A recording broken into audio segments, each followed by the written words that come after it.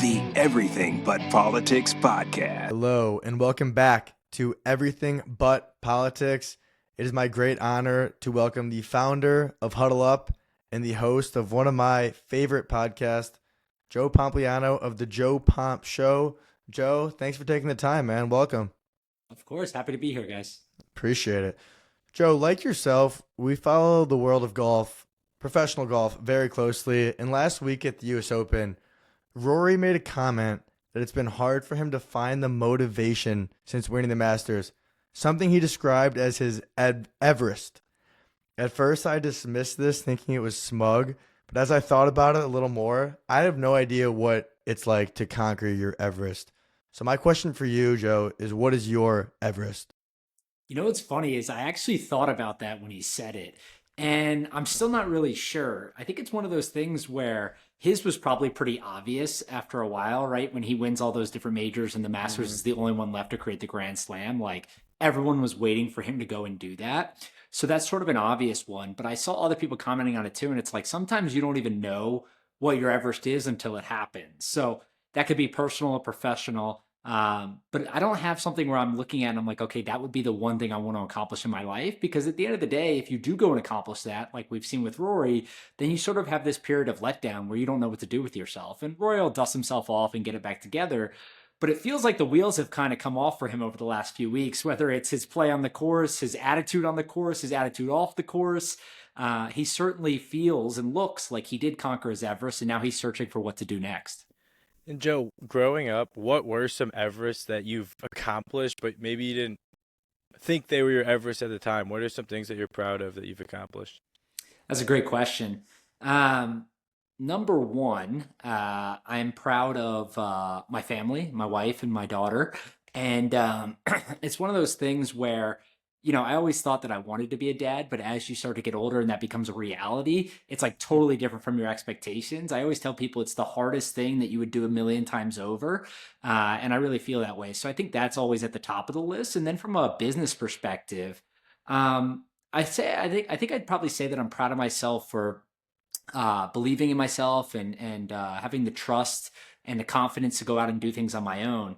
I don't know how many people know this, but I used to work at JP Morgan in New York City. I was on the fixed income team in their wealth management division. So essentially recommending and trading fixed income bonds for wealthy people. And out of school, it's like a great job, right? You're making good money. You're living in New York City. I was having a great time. And I think it was probably a job that a lot of people that I knew, friends of mine, would have liked to have, right? And I just wasn't completely fulfilled. I was looking across the desk. I was there for 3 or 4 years probably.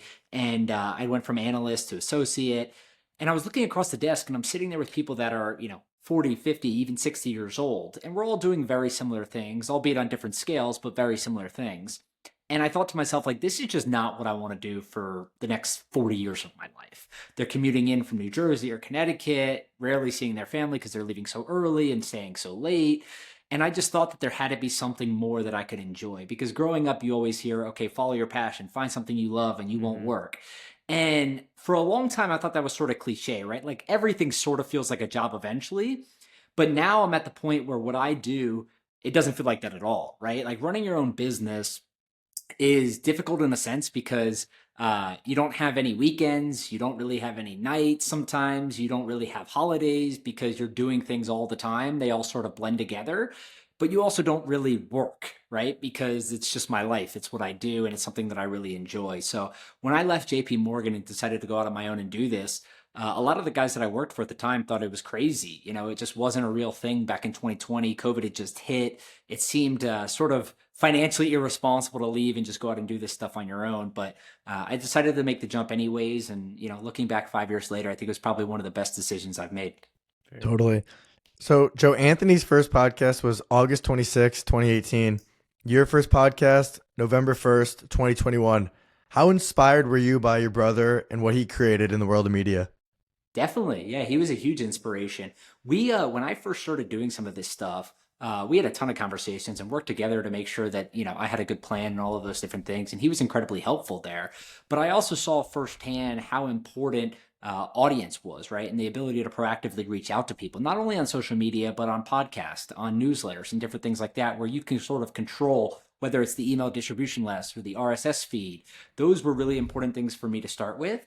And it really narrowed my focus. Whereas most people will start by trying to create content on a bunch of different platforms and be everywhere. I was singularly focused on Twitter at the time. And I just grew my following there as much as possible and really filtered people down to the newsletter and podcasts and other platforms like that.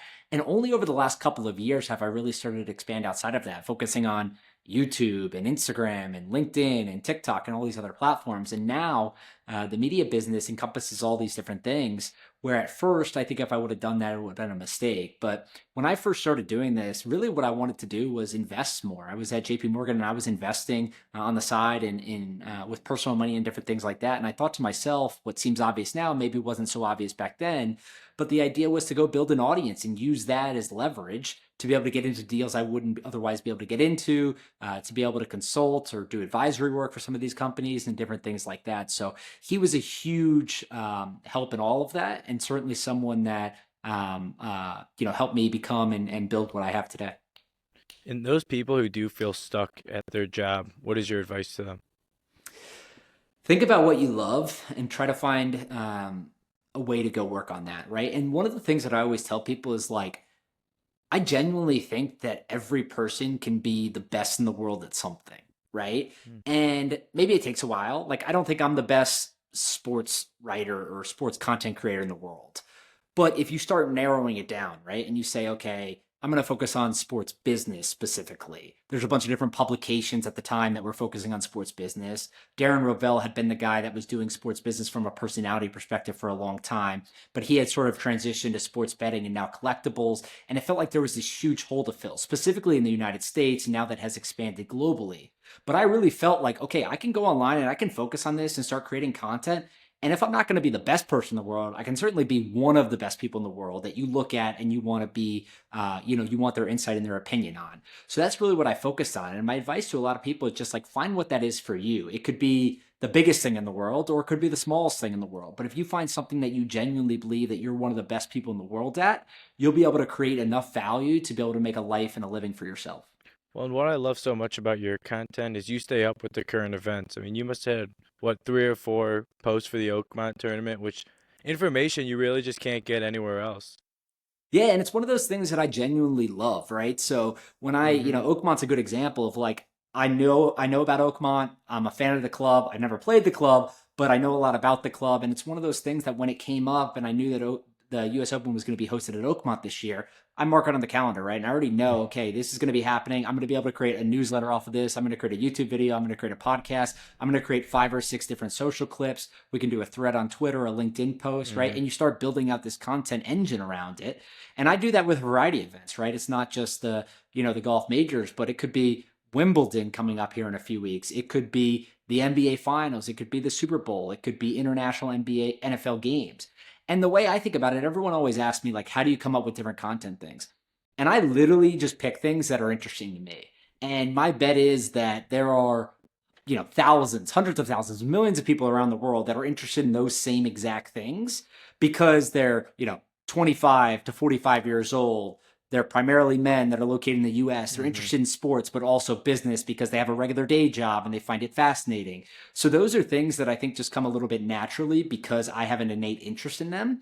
But it's certainly something that I've gotten better at over time. When I first started doing this, it was it looked a lot different than it did today. But I think that's a good thing, right? Like you guys, when you scheduled your first podcast, I'm sure that it looked a lot different than it does now, and you get better and you cringe a little bit looking at the old stuff.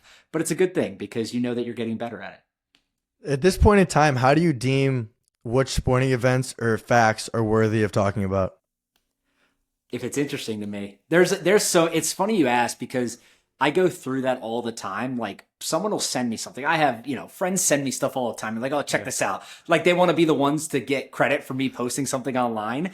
And 9 times out of 10, I love them, but 9 times out of 10, what it ends up being is like a generic sort of like announcement or a PR thing or something like that. Like, AT&T just signed on to go sponsor this tournament again or something like that. And like, to me, that's not interesting. Sure, it's news, it's relevant. Some people might care, but I'm looking for the stuff that's like the top 1% of the pile, right? If you go look at my Twitter feed, I really only tweet like 1, maybe 2 times a day.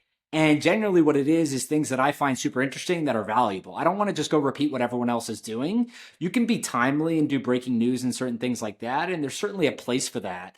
But I was always really cognizant of the fact that I don't want to be like an Adam Schefter or a Shams who is like glued to their phone 24/7. I mean, Shams, there's this famous story about him that he used to love playing pickup basketball, and he missed a text from a source one time about a big trade while he was playing pickup basketball. He hasn't played since, right? So like literally that's how dedicated these guys have to be to their job.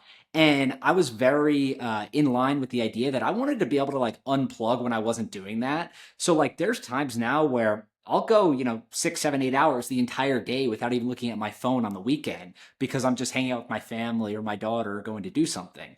And there's other times where I'm checking it all the time, right? So it goes back and forth. But at the same time, I think it's important to be able to focus on what you're good at. And to me, it was always like, let's go find the interesting angles to things that other people aren't talking about because that's sort of the white space rather than the things that everyone is talking about. And the other beautiful thing about it is that I can go back in a decade from now, or a decade in the future, listen to an episode you released today, like the legalities of the NIL with the NCAA. And it's like, wow, you could reflect on that point in time, whereas breaking news in 10 years doesn't mean a thing. Yeah. So that's very awesome. In 5 minutes, it doesn't mean a thing, right? Like there's times where I've tweeted something that's breaking and it'll get, on Twitter, it gets 500 likes in 5 minutes. And you're like, oh, damn, this thing's going super viral. And then it'll just stop, right? Because 100 other accounts have tweeted it out immediately. Yes. So there's a loss of value there. And again, to your point, there's some of the things that I do that'll get reused over time, right? Like there's an email that I send out every year for the Masters. And what I basically do is over the last 3 or 4 years, I've just accumulated a list of details, stats, facts, secrets, whatever it is about Augusta National, the golf club, etc., that I've acquired over the years. Some of this is sort of public knowledge. Some of it is through rumors or conversations and different things like that. But we're at the point now where this list is, 50, 60, 70 items long, and it's going to keep getting longer and longer and longer. There's already 5 or 6 things that I learned after this past tournament that I'm going to put on next year's list. So it's things that build upon each other and compound, and that's where you really start to see success, because that list now is one of our most successful pieces of content every year because everyone knows not only is it going to come out, but it's extremely shareable because there's so much good information. Awesome. Yeah, and going into all like the details and data that you provide, 123 episodes ago, we had on your secret weapon, Eric Kirbian. Tell us about your relationship with Eric and what he means to the operation. Eric's a great guy. I'm super lucky and very fortunate to have Eric. Eric started working with me a few years ago, and he's been incredible. He's super detailed and just makes my life a lot easier. But to be honest, it's one of those things where as an entrepreneur, when you go out and you start hiring people, it's really difficult to sell them on kind of what you want to do, right? In a lot of instances, these people are leaving the corporate world, they're leaving offices where they have coworkers and different relationships and things like that. And Eric did a fantastic job of not only trusting me on what we were going to go do, but completely buying in, right? Just saying like, hey, what do you need? How can I help? And he's done that every day since. So I always tell people like he was the perfect person to hire at that time, and he's been amazing every day since. But it takes the right person to be able to do that because, as you guys know, it's sort of a lonely world out there sometimes when you go and you start working for an organization that maybe only has a couple other employees, whether it's an editor or other things like that. And he started to take on more responsibility. But that's something that grows over time, right? Like they have to trust you that you're willing and you're going to go do the right things and the business is going to be successful, because at the end of the day, like they're putting their career and their livelihood in your hands. So it's a big responsibility for the person that's running things, but it's also a challenge for the person that's coming in. And I think Eric has handled it exceptionally well. Totally. Joe, almost halfway through the 2025 year, what has been your number one piece of content that you're most like happy about that you released? It's a great question. It's hard because we release so much content all the time. And you know what? One of the things that I always think about, and I promised myself this when I initially started, was like, I'm not going to send out a piece of content, especially a newsletter, which is like more longer form and something that takes a lot of time to put together, but also takes a lot of time from the person to read it as well. And it's going directly in their inbox. So it's one of those things where it's very kind of intimate. And I told myself initially that I wasn't going to send anything out unless it was valuable and I was really proud of it. And it's one of those things that, sure, there's some times where maybe a newsletter isn't perfect and whatever, but there's also been times where I just haven't sent something out or deleted it. Even earlier this week, you guys talked about the NCAA NIL newsletter. Now, I send out the newsletter 3 days a week. That newsletter was supposed to go out at the end of last week or over the weekend. I was traveling. I woke up really early multiple days and I was writing it, but I just didn't feel great about it. I'm like, there's certain things missing here. I'm rereading it to myself. It just doesn't feel right. There's other things that I should be including. Let me go a little bit deeper. Let me talk to these people, whatever it is. So I pushed it back 2 days until I got home on Tuesday, sent it out Tuesday. That newsletter was one of the most successful pieces of content we've done this year so far. I'm super happy I waited, and I think it really reassured to myself, like, this is something that is worth doing and perfecting, because everything you put out there, it's under your name when you're in my position, right? So everything someone reads, it may be their first time reading. And the newsletter has gotten to the point now where we have 130 something thousand subscribers. That includes everyone from guys like me and you guys to executives of sports teams. There's commissioners, there's professional athletes, there's presidents of NBA teams, NFL teams, etc. There's like legitimate people that are actively involved in the sports industry reading this every single day. And I often forget about that sometimes, right? Like, I think if you hold that in the back of your mind, you almost paralyze yourself a little bit. So I try to forget about it. But at the same time, it really forces you to dial things in and understand, like, someone's going to be reading this piece of content that knows everything about this piece of content, right? And it has to be so good that they're going to be impressed with it. And someone actually wrote, they signed up for a paid subscription on the newsletter yesterday. And when you sign up, you can leave a note basically just saying, like, you don't have to, most people don't, but some people will leave a note saying like why they subscribed. And this guy left a note, which I was just so happy to see, because it really just proved what I was doing was working. Was he said, I'm not even a sports fan, but someone sent me this newsletter a while ago. I started reading some of the free editions of it, and every single story that I read, I loved. He was like, literally every single one was good. I have no idea how you put out 3 pieces of content, long form, thousands of words every single week, and everyone is interesting and good. And like, yeah, he's probably exaggerating to some degree, but like, that is totally on purpose. We pick topics, Eric and I pick topics that are really relevant and interesting. We'll go, if there's not anything that's topical going on, we'll go back in history and explain something that is interesting to other people. We'll cross different sports if one sport is in the off season and another's continuing. So we're really strict about kind of what we talk about, but then also how do we make it more interesting? We don't want to just repeat what everyone else is talking about. How do we find a different angle while adding in some opinion? Because at the end of the day, like, you can go get content in a million different places now. So I think it's really important to be able to put your stamp on it, whether that's with your storytelling, whether that's with your writing, whether that's with your opinion, specific angles you take. Like, it's finding how it works for you and what the audience likes, and then just doubling down on that. Well said. Mm-hmm. Joe, this wouldn't be a podcast with Joe Pomp if we didn't talk some sports business, right? LIV Golf recently announced new CEO Scott O'Neill, and the PGA Tour very recently announced new CEO Brian Rolap. What do you think this means for a potential merger? I don't know.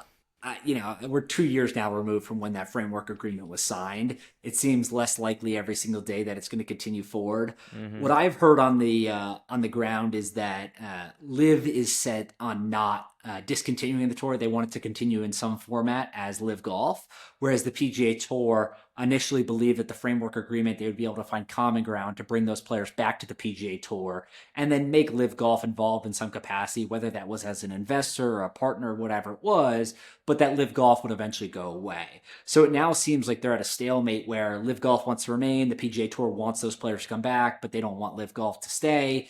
And it's an impasse. And I think the PGA Tour is actually in the stronger position now. Initially, it was like, do something to stop the bleeding. They have so much cash, they're just going to continue to pay players. But now we have enough of a sample size where it's like, LIV is not working. The viewership is not there. The sponsors are barely crawling in. They don't have enough going right now. Mm-hmm. The business has lost billions of dollars in total. Saudi Arabia can continue for as long as they want to. But at the end of the day, if fans don't care and don't want to watch the product, if it's not interesting to them, if you don't have the best players in the world, all of them, then they're not going to watch the product and it's not going to be successful. Now, the key thing to watch here with LIV Golf is that a lot of these contracts are actually coming up for renewal over the next 12 to 24 months. Bryson publicly talked about this at the US Open, saying that he's looking forward to renegotiating. Some of these guys might renegotiate. look for another couple $100 million payday. Maybe Saudi is willing to pay that. Maybe they're not. But some of these guys also are thinking about coming back to the PGA Tour. So to me, it was always like, how do you find a framework that works for everyone? Because someone ultimately is probably going to be a little bit upset, whether that's LIV, whether that's the players on LIV, whether that's players on the PGA Tour, whether that's the people that run the PGA Tour. To me, the cleanest thing was always to let LIV or Saudi Arabia's sovereign wealth fund invest in the PGA Tour's for-profit arm, close down LIV Golf, get those players back on the PGA Tour, and then compensate the guys that didn't leave for LIV Golf with some phantom equity in the PGA Tour, right? And have it vest over a certain period of time based on your playing and your competition stats, and be done with it, right? And maybe they don't think that's fair because some of them left 50 or $100 million on the table, but life's not fair. This sport and sports in general are about the fans. You need to be able to get some of them back into the fold, because at the end of the day, golf is one of the only sports in the world that I can think of that has grown tremendously on the amateur level, but has not translated to the professional level. If you look at YouTube golf, Instagram, TikTok, whatever it is, there's millions of people that are watching that content every single day, and it has grown tremendously, but it has not translated to viewership on the PGA Tour or LIV Golf. So how did they go do that? I think Roll Up is an excellent hire. He's one of the smartest people at the NFL. My guess is he's going to do a fantastic job, but we got to give him time to figure out what that looks like. Totally. What is there an American equivalent for what baseball is in Japan? Yeah. I mean, all those like Shohei Ohtani played over there. That it's really popular over there. So when they go do those tours, sometimes they do exhibition games against the Japanese teams. No, I mean, what I mean is the same way that the Japanese love baseball. What is that here? Football. Yeah, it got to be the NFL. Yeah. Is it the same? I mean, from what I understand, like they've taken over the entire country of Japan, the Dodgers in particular, the Ohtani effect. Like, what is your take on this whole thing and the global impact they're having? Oh, I think signing Shohei Ohtani that deal is going to go down as one of the best signings in sports history, because everyone saw the number at $700 million, but the way that they deferred the money really made it like a $400 or $500 million contract based on the net present value of future cash flows once you discount it. And that's how they count it for luxury tax purposes. Now, the Dodgers have done this, I don't know, a dozen times at this point. So they know what they're doing. They've gotten really educated about it. And they have sort of an advantage because not only are they able to lower the luxury tax amount that they have to pay other teams, because 50% of the money that you pay to the MLB goes to other teams as well. The Mets are obviously familiar with this and some other teams too. But they're able to do it because they're owned by Guggenheim, who just happens to be a multi-billion-dollar asset management firm. And they can go and invest this money in the short term, knowing that they're going to have to pay Shohei Ohtani, $68 million 10 years from now. So as long as they get 4, 5, 6% return on that, they're going to be in the green. They're going to be fine. So I think that was really smart. But on the back end, they've already made a huge chunk of that money back because they're only paying him $2 million a year. I've heard that they're making over $100 million off him every single year going forward. It was so crazy last year, in fact, that other teams, other Japanese companies couldn't buy sponsorship inventory with the Dodgers because they ran out so quickly. So they would look at the calendar, figure out where the Dodgers were going to go play on the road, and then buy inventory in those stadiums for those games. So say the Dodgers were going to play at Wrigley Field, they would call up the Cubs and say, hey, we want to go buy signage for, a 2-week period when the Dodgers are going to be in town for a 3-game series. Obviously, the Cubs say yes, they benefit as well. The Japanese company gets some more exposure. And that's only part of it, right? If you think about merchandise, I mean, he's the best-selling MLB player by far, especially over in Japan. I had Michael Rubin on my podcast a couple weeks ago, and I asked him sort of a similar question. Who do you think is the most impactful or the biggest market mover when it comes to sports merchandise? And he said by far and away, he's never seen anything like Shohei Ohtani. He was like, more than LeBron, more than Brady, more than any of these guys. When they went to Japan to go play those exhibition games to start the regular season with the Cubs and some of the Japanese teams, he was like, it was absolutely insane. You would never see that happen in the U.S. for any other athlete. Amazing. Another thing, the Savannah Bananas. Why have they been as successful as they have been? It's a great question because it's so simple. They care about the fans. I've gotten to know Jesse Cole, the owner, fairly well over the last couple of years. And I actually went to the game when they were in Charlotte a few weeks ago. And it's unlike anything else I've ever seen, man. I mean, look, if you're a baseball purist, you're not going to love it. You're going to go there and you're going to be like, I just want to see baseball. It's baseball. They're playing. It's not scripted from a baseball standpoint. The pitchers are trying to get the hitters out. The hitters are trying to hit home runs. But Jesse genuinely cares about fans. Everyone says, oh, we care about the fans. We're a community asset. We want to do what's best for the fans. most of that is bullshit unless it aligns with shareholder value, right? Unless the valuation of the team is going up. The second that stops because of something, they stop doing it. Jesse does not care. I've talked to him before. He told me once he didn't even know how much money was in the team's bank account. He's like, we're good. Like, we got money, but like, I just don't even know the dollar amount. And he says that because he genuinely means it. He does everything that he can for the fans. When you go there, I bought a t-shirt. I bought like a foam finger and a couple other things, or my wife did. And it was like, the foam finger is like $5. The t-shirt's $20. The tax is included. So you pay like that net fee because they pay the tax for you. When you go to their games in Savannah, the tickets are like $30. You get food and drinks included. And he's just so laser focused on making sure that fans have a great time. So much to the point where he literally used to watch security cameras of fans during games and see when they would get out of their seats, when they would go on their phone, and then change those parts of the game, right? So they actually they were initially a minor league baseball team or a summer league team, and then dropped out of that league because he had to go do so many different rules to keep people engaged. And I think it's one of those things where when baseball people say, oh, this is bad for baseball, it's the TikTokification of baseball. Like, no, I actually think it's really great for baseball because there are kids of all ages. I mean, I was literally at the game and there are 5-year-olds, 10-year-olds, 15-year-olds, 40-year-olds, and they're all enjoying baseball. And they're going to go home and they're going to talk about baseball and watch baseball and play baseball because of it. Sure, will they go try some trick plays and different things like that? Absolutely. But that doesn't really matter, right? Like baseball is baseball. It's always going to be around. The Savannah Bananas had built a world-class entertainment product. And I think a lot of it has to do with Jesse Cole, who I think eventually they're going to write books about. I mean, this guy has built an incredible asset that is certainly valuable. I mean, he's getting hit up every single week for investors. And it'll be interesting to see kind of where they go from here because they're at the point now where basically every stadium in the country wants to host them. And Joe, last question. Outside of sports business, what fires you up? What fires me up? Well, I spent a lot of time watching sports, so it's sort of hard to think of things outside of that. I'm a huge Giants fan. My dad grew up in New Jersey, so even though I grew up in North Carolina, he sort of passed that down. I did get to see a couple Super Bowls in my lifetime, which was great, but the last decade or so hasn't been very fun. Hopefully, we're turning a corner here. But to be honest, man, I don't do a whole lot outside of work. I hang out with my wife, my daughter. We like to go to good restaurants. We like to go on vacation to different places, see different parts of the world. I like to go to different sporting events, even if I'm not working them necessarily. In the last few weeks, I've been to Munich for the Champions League final. I went to Sail GP in New York City. I went to the Savannah Bananas game. I'm going back up to New York this weekend to go to Fanatics Fest. So I just like going to different events and talking to different people and learning. And I think that's been one of the main reasons why I've been successful so far. Amazing. Joe, you and your brothers have served as an inspiration for my brothers and myself. So we thank you for all you've done and all you will do. It's been a pleasure, man. Thank you. Awesome. Thanks, guys.